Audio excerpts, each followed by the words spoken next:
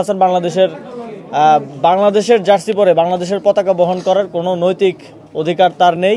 কাউকে যদি খেলতে না দেওয়া দুর্নীতি হয় তাহলে সেটার জন্য আমার শাস্তি হোক, আমার কোনো সমস্যা নেই। গণঅভ্যুত্থানের বিপক্ষে অবস্থান নেওয়ার কারণে এবং শেখ হাসিনাকে এন্ডোর্স করার কারণে বলেছিলাম এবং সিদ্ধান্ত নিয়েছিলাম যে সাকিব আল হাসান বাংলাদেশের জার্সি পরে বাংলাদেশের পতাকা বহন করার কোনো নৈতিক অধিকার তার নেই।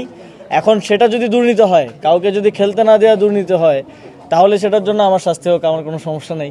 জানার মতো মামলা না, দুদকে কিছু অভিযোগ গেছে। আজকে আমিও সংবাদ মাধ্যমে দেখলাম যে দুদকে কোনো একজন ক্রিকেট প্লেয়ারের ভক্তরা গিয়ে মব তৈরি করে সেখানে অভিযোগ দিচ্ছেন। এখন আমারও একটা অভিযোগ আছে যে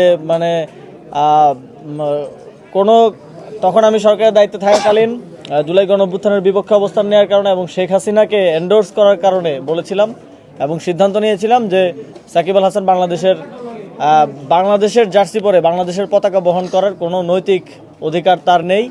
এখন সেটা যদি দুর্নীতি হয়, কাউকে যদি খেলতে না দেওয়া দুর্নীতি হয় তাহলে সেটার জন্য আমার শাস্তি হোক, আমার কোনো সমস্যা নেই।